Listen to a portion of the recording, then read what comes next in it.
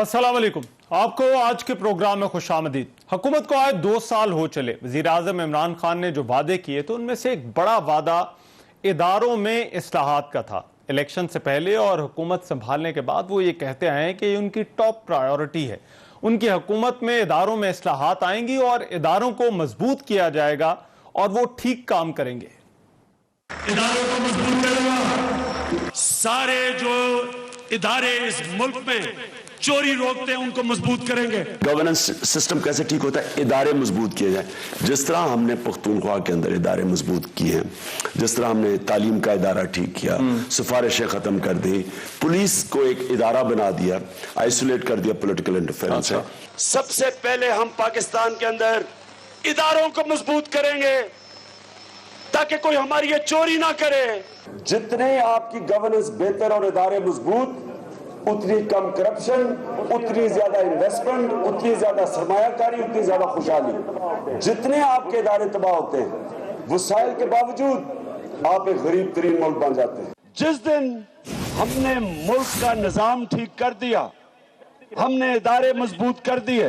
Malaysia अगर आगे बढ़ा था तो महातिर मोहम्मद ने करप्शन खत्म की थी, इदारे मजबूत किए थे। मैं इंशाल्लाह आपको साबित ये करके दिखाऊंगा कि हम ऐसे मजबूत इदारे बना देंगे, हमारी जो इंस्टीट्यूशन, स्टेट इंस्टीट्यूशन है, वो इतनी मजबूत होंगी कि वो रोकेंगी करप्शन। लेकिन क्या ऐसा हुआ? पाकिस्तान इंटरनेशनल एयरलाइन के साथ जो कुछ हुआ वो बड़ा ड्रामाई है और उस पर बहुत सारे सवालात उठ रहे हैं। पहले वफाकी वजीर ने ऐलान किया कि पायलट्स के जो लाइसेंस हैं वो जाली हैं और पाकिस्तान ही नहीं बल्कि दुनिया भर के लिए खबर हैरान कुन और परेशान कुन थी। वजीर आजम भी अपने वफाकी वजीर के साथ खड़े हुए और ये कहा कि अगर ये ना करते तो क्या करते। लेकिन गुज़िश्ता रोज सिविल एविएशन अथॉरिटी ने कहा कि पायलट्स को जारी करदा लाइसेंस जो है वो जाली नहीं बल्कि प्रोसीजर में बाज खामियों की निशानदेही हुई है और इसे दूर किया जा रहा है।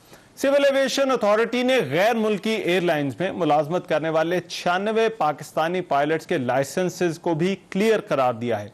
यह बात पाकिस्तान सिविल एविएशन के डीजी नासिर जामी ने अमान एविएशन अथॉरिटी के नाम अपने खत में की।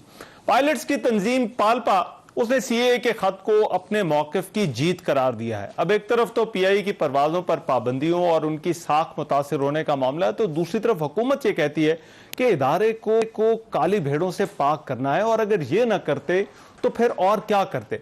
अब अपोजिशन है, पीपल्स पार्टी ने आज वफाकी वजीर हवाबाजी के इस्तीफे का जो है वो मुतालबा कर दिया है। क्या ये मुतालबा जायज है? साथ ही साथ पीआईए की मलकियत रोजवेल्ट होटल की निजकारी भी जेर बहस है। कौमी असम्बली की कायमा कमेटी बराए निजकारी के इजलास में इस बात का इंकशाफ हुआ कि अमरीकी सदर ट्रंप भी रोजवेल्ट होटल खरीदने के ख्वाहिशमंद हैं। इसके अलावा पीआईए की कारकर्दगी पर भी बात हुई। क्या हुकूमत इदारों की कारकर्दगी में बेहतरी लेकर आ रही है या इदारों की कारकर्दगी मजीद खराब हो रही है? एक तो ये मामला है। दूसरी तरफ कराची में आटे की कीमत में इजाफे पर सिंध और वफाक एक मरतबा फिर एक दूसरे के आमने सामने आ गए हैं। तर्जुमान सिंध हुकूमत ने इल्जाम आयद किया है कि वफाकी हुकूमत की गलत पॉलिसियों और नाअहली की वजह से गंदम का बहरान जो है वो पैदा हो रहा है। इसके अलावा लाहौर हाईकोर्ट ने पेट्रोलियम बहरान से जो है वो जो मुंसलिक कमीशन है उसको बनाने और रिपोर्ट पेश करने के लिए वफाकी हुकूमत को 6 हफ्तों की मोहलत दी है। अदालत ने जो रिमार्क्स दिए उसमें यह भी कहा कि गैर मुंतखब मुआवनीन खुसूसी हैं, उन पर भी तहफ़्फ़ुज़ात है। उस पर भी आज के प्रोग्राम में हम बात करेंगे। वेरी क्विकली मेरे साथ जो मेहमान मौजूद होंगे तारुफ करा दूं। सेनेटर वलीद इकबाल साहब मेरे साथ इस्लामाबाद स्टूडियोज में मौजूद हैं, तशरीफ ला चुके हैं, बहुत शुक्रिया सर। तहरीक इंसाफ से मोहसिन शाहनवाज रांझा साहब वो हमें ज्वाइन कर रहे हैं कुछ ही देर में, और मुस्लिम लीग नून से और सेनेटर मुस्तफ़ा नवाज खोखर साहब हमारे साथ मौजूद होंगे। मैं डिबेट का इस पर आगाज़ करूंगा। एक ब्रेक ले रहा हूं, ब्रेक के बाद वापस आते हैं तो इस पर डिबेट शुरू करेंगे।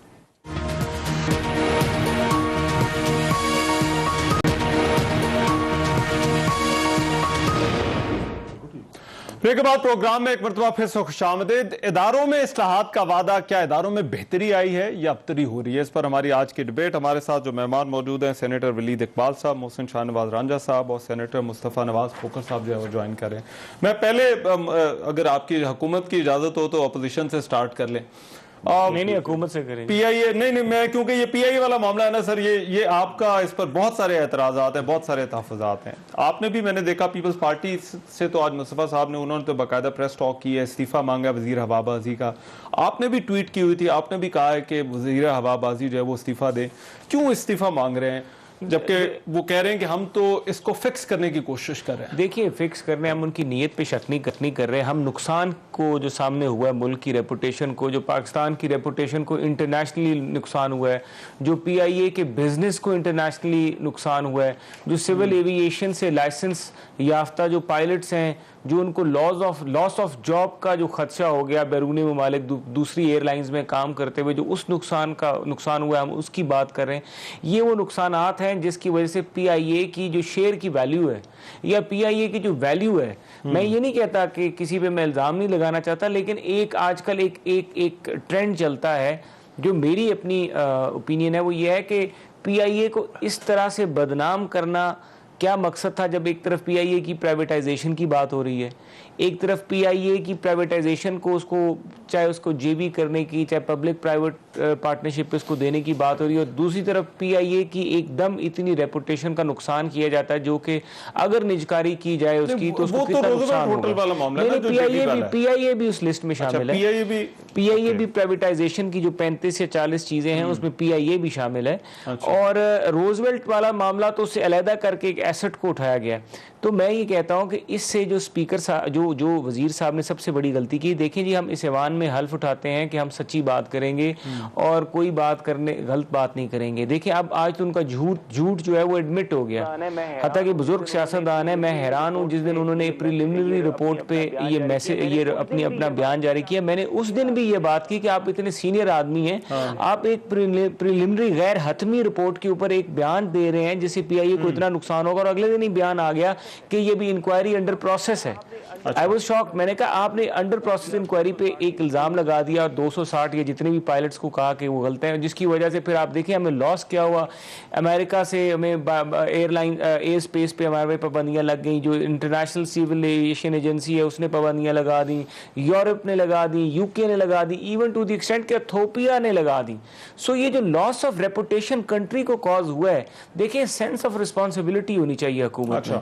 अगर हुकूमत में सेंस ऑफ रिस्पॉन्सिबिलिटी नहीं होगी और अपने किए हुए गलत फैसलों का कोई ना कोई कसूरवार नहीं ठहराया जाएगा। जिम्मेदारी नहीं है कि अगर ऐसे को पायलट्स हैं या ऐसे लोग हैं जिनकी डिग्रियां जाली हैं तो हुकूमत उस पर एक्शन ले? देखिए, तो बिल्कुल है, जिम्मेदारी तो ये भी तो है ना हुकूमत के ऊपर। बयान जिम्मेदार होना चाहिए। अच्छा, अगर बयान आप रिस्पॉन्सिबल बयान दें ना, आप ये कह रहे हैं कि हैंडलिंग गलत थी, बयान गैर जिम्मेदाराना, देखिए उन्होंने ठीक, मगर बयान गैर जिम्मेदाराना, उन्होंने गलत किया ना। उन्होंने कहा कि 260 पायलट जो हैं वो उनके लाइसेंस में इश्यूज हैं, जबकि सिविल एविएशन कहती है कि हमारे मुझे जो थोड़ा सा पता लगा कि कोई हमारे सिस्टम में कोई इशू बना जिसकी वजह से कुछ ये नेम्स जो थे ये आगे से ओवरलैप कर गए। अच्छा। किसी की टाइपोज हो गए, डेटाबेस के इश्यूज बने। But you are making such a big statement on the floor of the house. दुनिया में फ्लोर ऑफ द हाउस के ऊपर अगर कोई स्टेटमेंट दी जाती है, वो पूरी दुनिया के इंटरनेशनल न्यूज चैनल्स में फ्लैश होती है, और उसके ऊपर एक मुल्क की रेपुटेशन के ऊपर लोग अपना एक असेसमेंट करते हैं। मैं जरा मुस्तफा नवाज साहब, आप लोगों ने भी आज इस्तीफे का कहा है वजीर हवाबाजी का, क्यों कह रहे हैं? अगर उनका तो ये कहना है कि अगर वो ये ना करते तो फिर आप बता दें और क्या किया जाता। नहीं, अगर आप चाहते हैं तो हम ये मुतालबा कर देते हैं कि उनको तरक्की दी जाए और उनको एक मजीद बेहतर वजारत दी जाए। गुजारिश ये है कि जो इस वक्त पीआईए के साथ हुआ, जो सारी बातें मोहसिन भाई ने भी बयान की है बड़ी तफसील से, किसी न किसी को जिम्मेदारी तो उठानी पड़ेगी।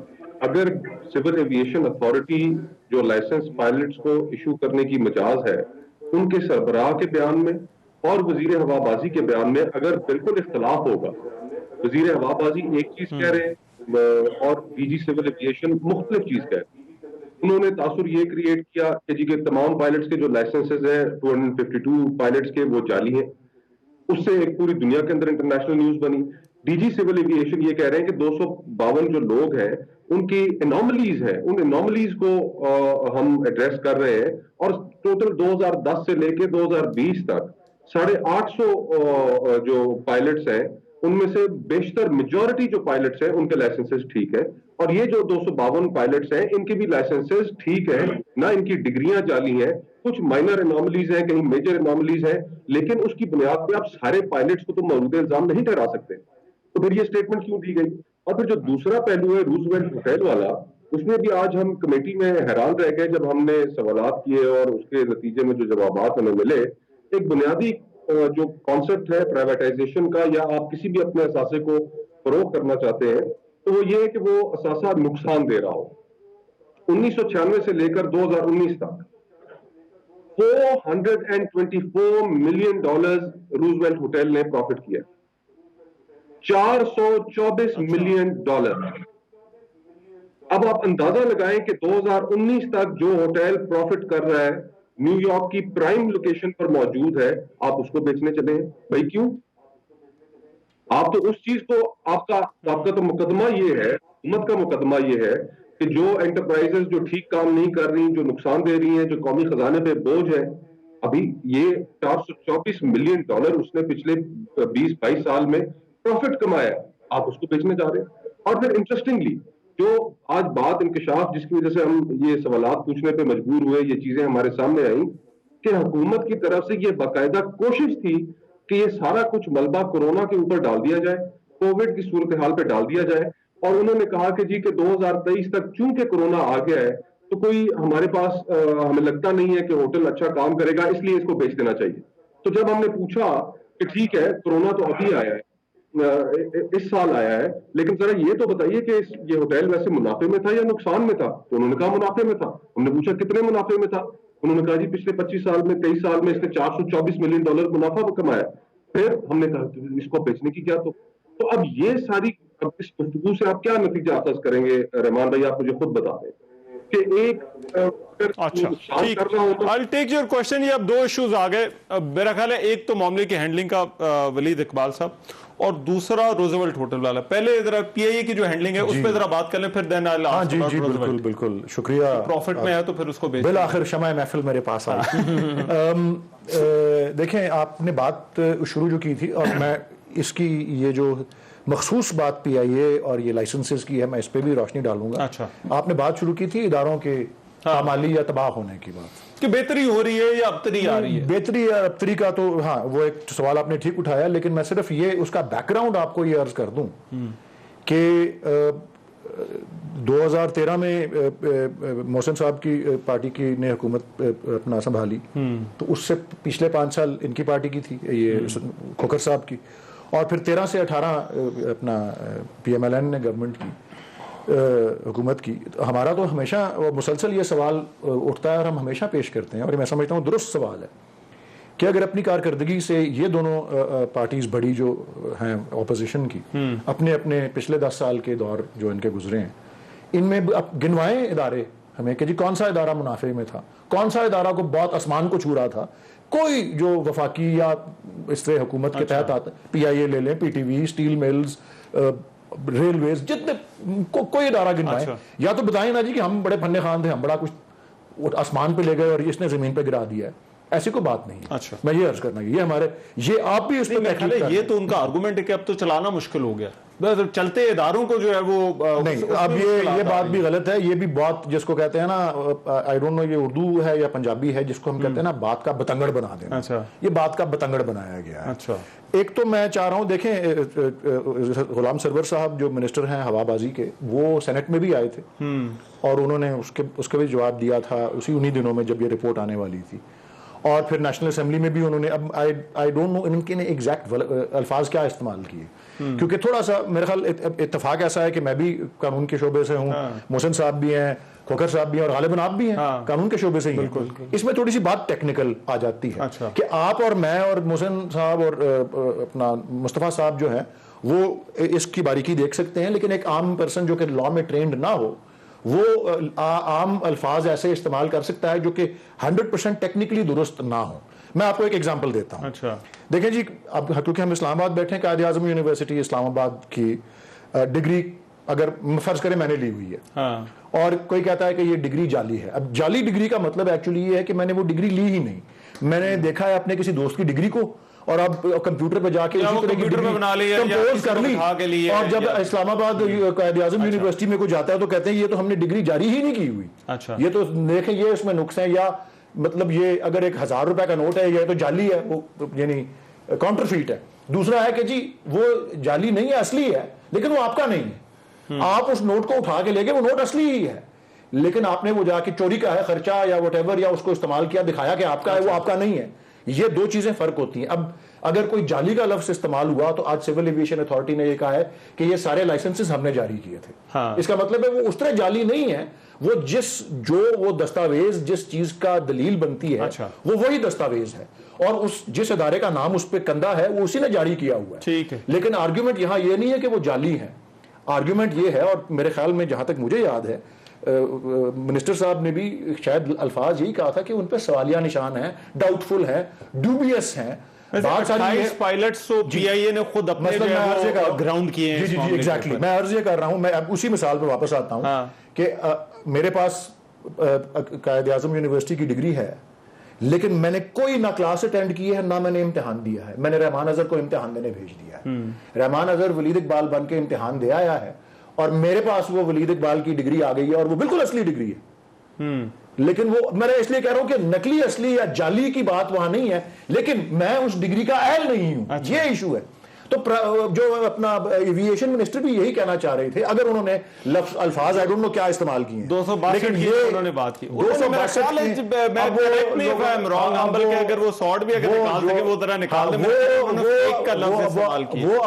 अफराद, और मैंने अर्ज किया ना, फेक का लफ्ज कानूनी तौर पर बहुत टेक्निकली शायद दुरुस्त ना हो, अच्छा। लेकिन जो वो बात कहना चाह रहे थे वो यही। But sir, point being कि इसके repercussions क्या हुए? नहीं, और ये मैं बात जो अर्ज कर रहा हूं कि जिस पे बहुत ज्यादा इन्होंने प्रेस कॉन्फ्रेंस भी की है और वो उछाली है, वो इसी पे की है कि जी सिविल एविएशन तो कह रही है हमने जारी की है। हाँ, हमने इनकार कर रहे, हम ये कह रहे हैं कि भाई वो जारी की है, लेकिन ऐसे लोगों को कीजिए उसके मुस्तहक ही नहीं थे, जो उसके अहल ही नहीं थे, जो क्वालिफाइड ही नहीं थे, लेकिन दूसरों को भेज के इम्तिहान दिलवा दिया, या वो फिट नहीं थे मेंटली, वो कोई जाली साइकोलॉजिकल रिपोर्ट। आपका पॉइंट इसके अंदर ये है कि वो मे बी टेक्निकल वर्ड उन्होंने दिया, वो यूज सही तरह से वो नहीं कर आज सके। जो बहुत बड़ा बतंगड़ बना है वो तो एक टेक्निकलिटी के ऊपर बना है। बहरहाल असल बात ये है कि वो नहीं, 262 लोगों, 262 अफराद के लाइसेंसेस पे वाकई इशू। देखिए, मोहसिन साहब को कंफ्यूजन हो गई, मुस्तफा भाई को हो गई, मुझे हो गई, मतलब ये तो आपको ईमान वाले खत लिख रहे हैं जो पायलट प्रॉपरली ट्रेंड हो और जिसके पास प्रॉपर डिग्री हो। और देखें, जहाज तो कहते हैं मंकी भी उड़ा सकता है, मेरे पास नहीं है डिग्री, मैं लाइसेंस नहीं है, लेकिन आजकल इतना आसान वो कंप्यूटराइज्ड है, उड़ा। देखें, असल पायलट की स्किल, उसकी ट्रेनिंग, उसकी कैपेसिटी उस वक्त सामने आती है जब वो किसी बहरान में हो, या जब वो किसी ज्यादा स्पीड पे और ज्यादा तेजी से नीचे आ रहा हो और वो लैंड करने की कोशिश कर रहा हो और उसको बताया जा रहा हो कि नहीं यार घूम के आओ, अपना स्पीड को कम करो। ये इस तरह की चीजें होती है जहां ट्रेनिंग और कैपेसिटी का पता लगता है। क्रेडेंशियल की वजह से है। बात सारी यही है कि इस किस्म के इतना बड़ा हादसा हुआ, फिर पिछले हमारी हुकूमत ट्रांसपेरेंसी में बिलीव करती है, इतना बड़ा हादसा हुआ, वो सानिया हुआ, पिछली रिपोर्टें भी लाए और उसमें सब में पायलट एरर थे, पायलट और निकले पायलट्स के, और आपने खुद बताया कि ग्राउंड कर दिया, 28 तो की है। सो मैं सिर्फ लास्ट पॉइंट में सिर्फ ये मेक करना चाहता हूं कि इसमें असल बात ये थी कि इतने लोगों की जानें जब दाव पे होती हैं, जब एक जहाज को शख्स उड़ा रहा होता है, ये गवर्नमेंट का फर्ज बनता था और है कि ऐसा हादसा और इस किस्म की कैपेसिटी, इस पे रिस्क नहीं लिया जा सकता, इसलिए। और अगर उसको छुपाएं तो फिर ये अगर कल को खुदा ना खास्ता फिर कोई ऐसी चीज हो जाए तो हमारे हाथों पे वो आएगा, जो पूरा वर्ड हमारे हाथों पे आएगा, वो ये ट्रांसपेरेंसी होनी चाहिए, चाहे उसके असरात कोई भी हो। देखिए, नहीं, ट्रांसपेरेंसी जरूर होनी चाहिए, बट ब्लंडर नहीं होना चाहिए ना। ट्रांसपेरेंसी तो आप जरूर इंश्योर करें, जिस तरह वलीद साहब ने एक बात की, ये इन्होंने बात की कि लफ्ज जो था कि क्या लफ्ज था आपने कहा, फेक या dubious। फेक या अच्छा, वैसे मेरे प्रोड्यूसर बता रहे हैं कि उन्होंने फेक का लफ्ज इस्तेमाल नहीं किया। अच्छा, चलें ठीक है, अच्छा ठीक, अगर जो उन्होंने वर्ड यूज किया उससे एक इंप्रेशन ये क्रिएट हुआ, लेकिन जो उसको निगेट कर दिया गया आज सिविल एविएशन की लेटर में, और उन्होंने कहा कि जी लाइसेंसेस ठीक है बिल्कुल। अब वो इंप्रेशन ये क्रिएट हुआ कि पाकिस्तान एयरलाइन के अंदर एक मेजर नंबर ऑफ पायलट्स है जिनके लाइसेंसेस जो हैं वो डूबियस हैं, डाउटफुल हैं। उस इंप्रेशन से, चाहे उनकी नीयत ट्रांसपेरेंसी थी, उस इंप्रेशन से जो लॉस ऑफ रेपुटेशन पाकिस्तान को हुआ कि आज वही सिविल एविएशन कह रही है कि जी हमारे लाइसेंस बिल्कुल ठीक है, अंडर प्रोसेस वो प्री मैच्योर चीज कर दी गई प्रीमेच्योर उस चीज को डिस्कस किया गया, अभी उस रिपोर्ट को रोक लेते जो भी था, but that was not the time जब तक वो पूरी सब्सटेंशियल रिपोर्ट आ को जाती। कैसे रोक लेते? लेट्स सपोज आप हुकूमत में आपको इस चीज बात को रोकने का बयान नहीं, I didn't get the point. Report को मत रोकें, रिपोर्ट को कंक्लूसिव करें ना, कंक्लूसिव रिपोर्ट देना। इनकंक्लूसिव रिपोर्ट के ऊपर कभी पार्लियामेंट में को बोला है? मैं आज तक कभी इनकंक्लूसिव बात ही नहीं करूंगा जब तक मेरे पास पूरी 100% I will be sure about the fact, circumstances, evidence, और मैं अपने आगे सारे सरकारी मुलाजिमिन को बैठाऊंगा कि अगर इस रिपोर्ट में कोई भी चीज गलत हुई और मैंने पार्लियामेंट की फ्लोर पे कह दी, because I have been a parliamentary secretary, मैं एमओएस भी रहा हूं, आप ये कह रहे हैं हाफ कुक थी, हाफ कुक चीजों के ऊपर नहीं बातें की जाती। मुस्तफा नवाज साहब, ट्रांसपेरेंसी या ब्लंडर? देखिए, सबसे पहली चीज तो यह है कि आप उसका नतीजा देखें कि नतीजा चले। पाकिस्तान में मैं और मोहसिन भाई तो अपोजिशन से, लोग ये एक्सपेक्ट कर सकते हैं हमसे कि हमने तो हर चीज के ऊपर आड़े हाथों लेना है हुकूमत को, लेकिन क्या बाहर की दुनिया ने, आप ये बताएं कि उन्होंने इस फैसले को किस तरीके से देखा, इसकी इंप्लीकेशंस क्या हुई? यूरोप में पीआईए का आना बंद हो गया, अमेरिका में पीआईए का जाना बंद हो गया, हमारे जितने पायलट्स जो बाकी एयरलाइंस के साथ काम कर रहे थे उनके ऊपर बहुत ज्यादा सवालिया निशान खड़े हो गए, उनको साइड पे कर दिया गया कि जी आप पहले अपनी कॉन्फर्मेशन लेकर आए, आपको तो लाइसेंस हमें पता नहीं है जाली है या नहीं है। ये बाकी दुनिया ने रिएक्शन दिया और आज आप खड़े होकर कहते हैं कि जी के उन 252 जो पायलट्स है वो इनॉमली। और मैं आपको ये एक चीज और बताता चलूं कि ये इंक्वायरी जो है, ये इंक्वायरी इनिशियली शुरू हुई है सुप्रीम कोर्ट से। सुप्रीम कोर्ट ने कहा कि आप तमाम अपने पीआईए के मुलाजमीन की, इंक्लूडिंग द पायलट्स, उन सारों की डिग्रियां आप चेक करें। और जब वो डिग्रियां चेक की गई, उसके अंदर जो तालीमी काबिलियत वाली जो उन्होंने बात पहले की थी, किसी भी सिर्फ 15-16 पायलट्स थे जिनकी जो डिग्रीज थी ए लेवल्स की या एफएससी की या मैट्रिक की, उनके ऊपर कुछ डाउट्स थे, बाकी सारों की क्लियर थी। तो गुजारिश ये है कि उनके जो लाइसेंस टू फ्लाई है वो भी उनके ठीक है। सिर्फ 2010 के बाद इन्होंने ऐसा किया कि हर साल एक एग्जाम ले। मुस्तफा नवाज साहब, गिव मी अ मिनट, वो जरा शॉर्ट सुन ले। मिनिस्टर ऑफ एविएशन जो है कहा क्या था, ये जरा सुनवाएं जी।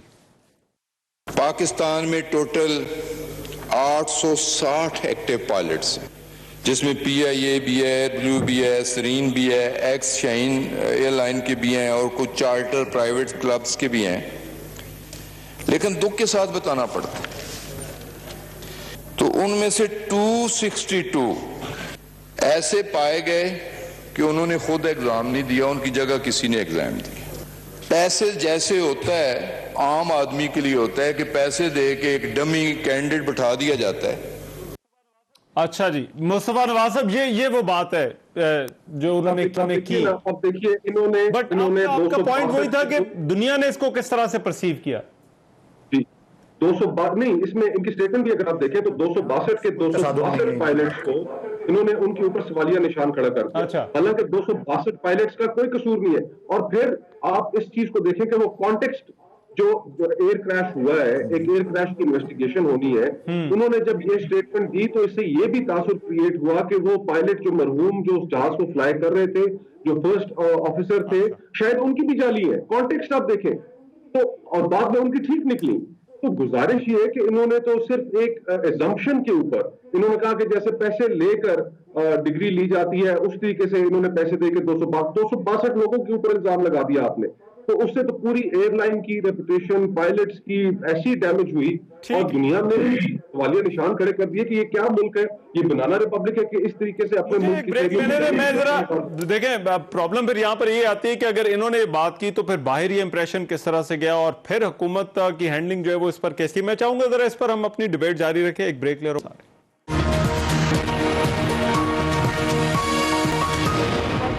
ब्रेक के बाद प्रोग्राम में एक मरतबा फिर खुशामदीद। वलीद इकबाल साहब, ब्रेक पर जाने से पहले एक और सवाल जो मुस्तफा नवाज खोखर साहब की तरफ से उठाया गया, उन्होंने कहा कि आज उनको बताया गया है कि ये 424 मिलियन के प्रॉफिट में 2019 तक रोज़वेल्ट होटल, फिर गवर्नमेंट को क्या जरूरत पड़ी है कि वो प्राइवेटाइज तो नहीं कर रही अब उस तरह से, मतलब इसको सेल ऑफ तो नहीं किया जा रहा, मगर इसको जॉइंट वेंचर में भी जाने की क्या जरूरत है अगर होटल ये प्रॉपर्टी जो है वो प्रॉफिट के अंदर है? देखें जी, असल बात ये है, दो तीन चीज़ें, मैं क्योंकि इसमें डायरेक्टली इन्वॉल्व नहीं हूँ, लेकिन मैं एज ए लॉयर प्राइवेटाइजेशंस में, सेल ऑफ्स में, एक्विजिशंस में क्योंकि मैं एडवाइस करता हूँ, तो जो मेरा उसके हवाले से पर्सपेक्टिव है, सबसे पहली बात तो ये है कि ये एक इसको आप एक इंडिविजुअल असासे के तौर पे तो देख सकते हैं और ये एक प्रॉफिट में है, लेकिन ये मजमूई तौर पे तो PIA का एक हिस्सा है। और अगर ये प्रॉफिट अर्न लेट से कर रहा है तो वो कुछ हद तक ही उस जितने अरबों के लॉसेस सफर करती रही है PIA, उसमें शायद थोड़ा सा एक कमी ले आता है। लेकिन हमें मजमूई तौर पे भी इन फैसलों में ये भी देखने की जरूरत होती है कि मजमूई तौर पर जिस इदारे का वो असासा है उस इदारे की हालत कैसी है और क्या उसकी फाइनेंशियल हेल्थ उसको बेहतर सूट करता है कि इस असासे को जो कि प्रॉफिटेबल है अपने पास ही रखे, या इस लेट से कि इसे फरोख्त करके और कानूनी तौर पे फरोख्त करके अगर बहुत सी उसकी इनफ्लो आ जाती है उस सेल की तो अपने बाकी मामलों को जो है ठीक कर सके। ये मैं आपको मिसाल दे रहा हूँ, मैं ये नहीं कह रहा कि इस केस में ऐसी बात जरूरी है। इस केस में जितना मैं जानता हूँ और जो मुझे इल्म में है मेरे, वो ये कि गवर्नमेंट में और इस फिलहाल इस वक्त की जो प्राइवेटाइजेशन लिस्ट है उसमें ना PIA इस वक्त है, ना रूजवेल्ट होटल है। इस वक्त तो ये RLNG के पावर प्लांट्स हैं, SME बैंक है, इसलिए मिल की बात हो रही है। हाँ, इस वक्त की लिस्ट में अभी तो एक प्रोसेस को शुरू करके कंसिडर किया जा रहा है। और बट ये तो ऐलान किया कि जॉइंट वेंचर के तौर पर जब उसको चलाने रूजवेल्ट होटल नहीं, मेरी अर्जी है कि रूजवेल्ट होटल के हवाले से जो मेरे इल्म में बात आई है वो तो ये है कि उसको कोर्ट में चैलेंज भी किया हुआ है, शायद इन्होंने ही किया हुआ है, मौजूदा साहब ने किया हुआ है। बहरहाल वो इनका केस है या किसी और का है। आज तो डिप्टी अटॉर्नी जनरल या एडिशनल अटॉर्नी जनरल ने आके फेडरल गवर्नमेंट के बिहाफ पे कोर्ट में ये बात की है, जिसको फिर हम ओन भी कर सकते हैं कि ये this is statement made in court. वो कहा है कि हमने कोई प्राइवेटाइज करने की बात नहीं की, ना जेवी करने की बात की है।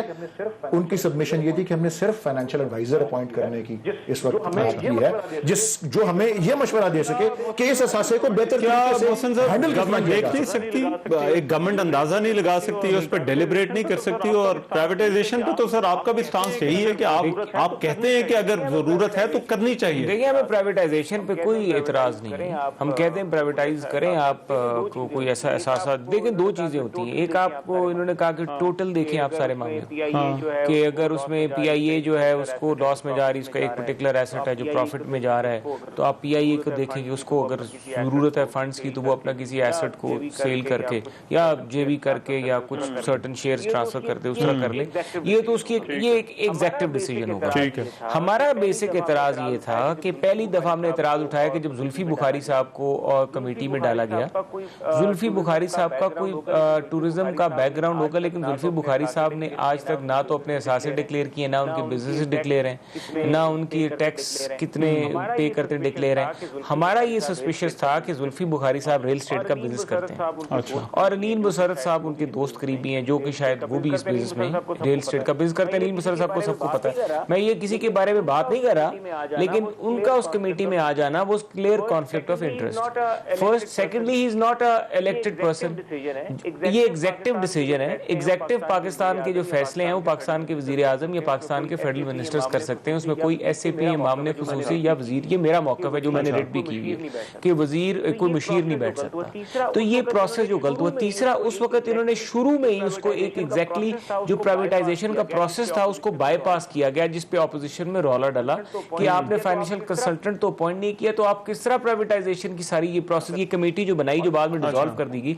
और चौथी बात यह है कि वो जो कमेटी बनाई गई वो तो डिसॉल्व कर दी गई, लेकिन उस कमेटी की फाइंडिंग्स जो हैं उनको सेट असाइड नहीं किया गया। अगर कमेटी गलत है, गैर आईनी थी, तो उसकी रिकमेंडेशंस हैं वो उसकी फाइंडिंग्स, और अगर वो फाइंडिंग्स SOP बन जाते हैं फॉर द कंसल्टेंट कि उस SOP में उसने काम करना है, तो वो ही एक कमेटी जो वैसे ही गलत है, अल्ट्रा वायरीज है, कॉन्स्टिट्यूशन के गैर आईनी है, उसमें ऐसे लोग हैं जो कि काम एग्जेक्टिव के फैसले ही नहीं कर सकते, उसका जो है SOP बनाया हुआ उसके ऊपर फाइनेंशियल कंसल्टेंट काम करेगा, तो वो भी वॉइड एब एन इशू हो जाएगा, वो भी शुरू से खराब। मुस्तफा नवाज खोखर साहब, ये तो अब आज ये भी जो है वो पता चला, कमेटी को ये भी बताया गया कि प्रेसिडेंट ट्रंप जो है वो उन्होंने भी इसमें अपना इंटरेस्ट शो किया था, मगर ये प्राइवेटाइजेशन वाला मामला हुकूमत ये कहती है कि हम तो सिर्फ देख रहे हैं, डेलिब्रेट कर रहे हैं, तो क्या गवर्नमेंट के पास ये राइट भी नहीं है कि वो देख सके कि अगर एक असासा है या किसी इदारे का असासा है और उस इदारे की फाइनेंशियल हेल्थ कैसी है, तो फिर उसको आगे चलाना कैसे है?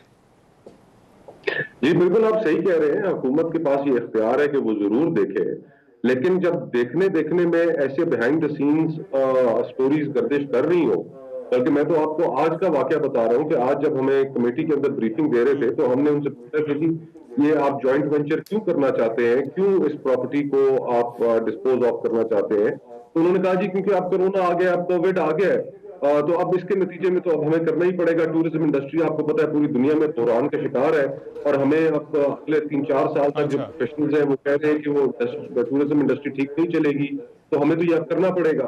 तो जब हमने सवाल किया तो पता चला कि जी कि ये तो 2019 तक तो मुनाफा कमा रहा था, और ना सिर्फ मुनाफा कमा रहा था, 90% न्यूयॉर्क में होटलिंग आपको पता है कि कितनी कंपेटिटिव है, और वहां पर 90% ऑक्यूपेंसी है इस होटल की कोरोना से पहले।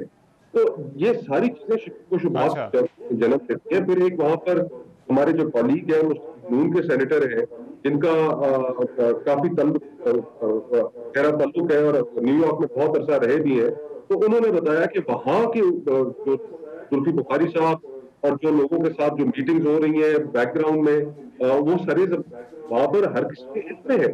अच्छा, ये सारी हाल हो तो इस सूरत हाल में हुकूमत जब चीजों को खामोशी से वो अंडर द कार्पेट रखे या कोई बिहाइंड द सीन्स बातें चल रही हो, तो फिर उसके ऊपर सवालात तो उठेंगे, और सवालात उठाना हमारा हक है।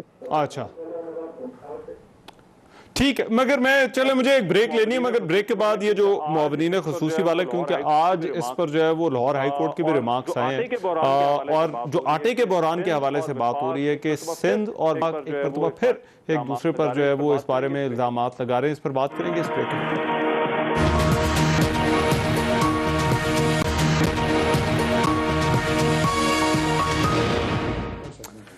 ब्रेक के बाद एक मरतबा फिर से प्रोग्राम में खुशामदीद। एक और मामला जो कि हुकूमतों के सामने आ रहा है वो आटे की फराहमी का है, और आटे की कीमत कराची में बढ़ी है, जिसका इल्ज़ाम सिंध ने विफाक की पॉलिसियों पर लगाया। जरा सुने मुर्तज़ा वहाब साहब ने जो है बात की है इस हवाले से। फेडरल गवर्नमेंट तमाम सूबाई हुकूमतों पर यह प्रेशर डाल रही है कि जी आप गंदुम, सरकारी गंदुम जो कि माजी में हिस्टोरिकली हम सितंबर में रिलीज करते थे, उस गंदुम को फौरी तौर पर रिलीज कर दिया जाए, और पंजाब में गालिबन कल परसों से ये रिलीज होना शुरू हो गई है। अगर पंजाब खैबर पख्तूनख्वा में रेट्स ज्यादा होंगे तो हमारी गंदुम वहां पर जाना शुरू हो जाएगी, सिंध में फूड इनसिक्योरिटी हो जाएगी। अगर हम अपने बॉर्डर सील करेंगे तो फिर हमारे ऊपर इल्जाम तराशी स्टार्ट हो जाएगी। ये एक और मामला है जो कि हुकूमतों के सामने दरपेश है। मुस्तफा नवाज साहब, आप इसको किस तरह से देखते हैं? क्या इस पे ये रवायती जो है वो हमें स्टांस वही विफाक और सिंध का झगड़ा नजर आएगा, या there is more to it? क्योंकि ये गंदम की कीमतों वाला मामला ये पहले भी हुकूमत के लिए सरदर्द रह चुका है। रहमान भाई, गंदम की कीमत मुर्तजा वहाब साहब का आपने वो क्लिप सुनाया, उन्होंने बताया कि किस वजह से उसकी कीमत ऊपर गई। आप बाकी अशिया खुर्दुनूश देख लें, उसके साथ तो सिंध हुकूमत का ताल्लुक नहीं है। क्या पंजाब, खैबर पख्तूनख्वा, बलूचिस्तान में इस वक्त जो दीगर चीजें क्या उनकी कीमतें सस्ती होगी? चीनी इस वक्त किस कीमत पर फरोख्त हो रही है? जो बेरोजगारी है वो कहाँ पहुंच चुकी है? ज़राअत को अगर आप देखें तो ज़राअत के ऊपर क्या लोकस्ट के ऊपर फेडरल गवर्नमेंट ने कोई संजीदगी दिखाई? तकरीबन 1.5 साल से सिंध हुकूमत चीज रही है कि ये बहुत बड़ा प्रॉब्लम है, इसको एड्रेस करें, लेकिन 3 वफाकी वजीर बदले ज़राअत के, लेकिन उनमें से एक भी इस चीज को एड्रेस नहीं कर सका। तो वफाकी हुकूमत किस चीज को एड्रेस कर रही है? कोई एक शोबा जिंदगी बता दें कि जिस शोबा जिंदगी में इन्होंने कोई कामयाबी हासिल की हो, अवाम के सामने बैठकर इनके तर्जुमान टीवियों पर प्रोग्रामों में ये कह सके कि हाँ ये हमारी कामयाबी है। तो एक चीज तो जिक्र करते, इन 2 सालों में अवाम को क्या मिला? इनको बेरोजगारी मिली है, महंगाई मिली है, और सिर्फ करप्शन चोर डाकू के नारे मिले जिसने हमारे माशरे में तलखियां पैदा की है। उसके अलावा इनकी कारकर्दगी है क्या? बता दें, खुद बता दें। अच्छा, राइट, मैं टाइम कम है, मगर ये तो माफिया जखीरा अंदोज हो सर, आपकी हुकूमत है, इनको तो बस कांपना चाहिए, आपसे माफिया मांगनी चाहिए। ये फिर क्या मामला है? ये फिर आपके लिए जो मुश्किलात पैदा नहीं जी, बिल्कुल नहीं। आला सतह की एक मीटिंग की सदारत की है प्राइम मिनिस्टर ने कल, और उसमें जखीरा अंदोजों और आटे का मसनूई बहरान पैदा करने वालों पर क्रैकडाउन का उन्होंने हुक्म जारी किया, कार्रवाई का हुक्म किया है। अच्छा। देखें, पूरे पंजाब में 860 रुपए का 20 किलो की जो बोरी है आटे की वो दस्तयाब है। 81,000 टन जो है गंदम वो फराहम की गई है to the flour mills at this rate of 1475 अच्छा। for 40 kilograms. और उसके अलावा डेली 14,000 जो है 18,000 टन जो है गंदम वो मुकर्ररा कीमत पर रोजाना मुहैया कर रहे हैं। खैबर पख्तूनख्वा में भी 14,000 टन जो है गंदम है वो फ्लावर मिल्स को इसी रेट पे दी गई है। और पूरे केपी के अंदर भी 860 रुपए फी 20 किलो का बोरी जो है वो है। ये सिंध में सिर्फ जब ये मसला है, ये अपनी वही हठधर्मी का मामला है, फेडरल गवर्नमेंट जो है वो महसूस कर रही है कि वो रिलीज नहीं कर रहे गंदम को, और जब चीफ सेक्रेटरी से प्राइम मिनिस्टर के बिहाफ पे राब्ता होता है तो वो कहते हैं कि जी हम अक्टूबर में रिलीज करेंगे। ठीक, ये जो है इसकी वजह से वज़ीर आज़म आटे का इस दफा क्राइसिस नहीं आने नहीं, ये सवाल ही नहीं पैदा होता। मोहसिन रांझा साहब, सर कोई क्राइसिस नहीं आएगा आटे का? देखिए जी, मैं आपको बताऊं, कोई पंजाब में हमने 1400 रुपए की गंदम बेची और हम आज 2100-2200 की ले रहे हैं। ये हमारे देहातों की सूरत हाल है। वहाँ पे प्राइस कंट्रोल या होर्डिंग के खिलाफ कोई ऑपरेशंस, कोई काम नहीं है, सिर्फ फर्जी कार्रवाई डाली जाती है। देयर इज़ नो गवर्नेंस इन पंजाब, ये एक हकीकत है, चाहे वो कोई भी चीज़ उठा के देख ले। और अब होना ये है कि टिड्डी दल ने 18 जिलों में बहुत फसलों का नुकसान किया है, वहाँ पे भी शॉर्टेज है, पंजाब में होर्डर्स और दूसरी अफगानिस्तान से इन्होंने गंदम भेजने की पाबंदी जो है वो भी उठवाई जा रही है। अच्छा, तो अगर वो गई तो फिर आपके मुल्क में कहत आएगा। ठीक है वली साहब, ये मेरा ख्याल है ये बुनियादी जो बेसिक इश्यूज हैं, चीनी हो गया, आटा हो गया, ये बेसिक कमोडिटीज, इस पर तो हुकूमत को फिर बड़ा स्ट्रॉन्ग एक्शन जो है वो लेना पड़ेगा। बिल्कुल जी, कोई भी नहीं बख्शा जाएगा। जैसे इन्होंने पेट्रोल किसी इंशाल्लाह सब ठीक रहेगा। क्या मुस्तफा साहब? जैसे इन्होंने पेट्रोल की सूरत हाल को बेहतर बनाया जी, एक दिन के एक रात में इन्होंने जो आवाम को झटका दिया, जिस तरह शुगर में इन्होंने बहुत बड़ा शोर मचाया कि बड़ी हमने तहकीकात की हैं, बड़ा हमारी एक FIA से तहकीकात कराई है, जहांगीर तरीन साहब को बाहर रवाना कर दिया। उसके अंदर आटे के ऊपर जो वज़ीर आला पंजाब का रोल है उस FIA रिपोर्ट के अंदर मौजूद है। अगर हमारा कोई वज़ीर आला होता, हमारी अपोजिशन से ताल्लुक रखने वाला कोई सियासतदान होता और जाकर FIA को कहता कि मुझे तो याद नहीं है ये फैसले कब हुए, तो उन्होंने हमारा क्या हशर करना था। तो मोहसिन भाई बिल्कुल ठीक कह रहे हैं। मैं बहुत शुक्रिया मुस्तफा नवाज खोकर साहब, मोहसिन रांझा साहब, सेनेटर वलीद इकबाल। आज के प्रोग्राम से इतना इजाजत दीजिए, अल्लाह ने के बाद।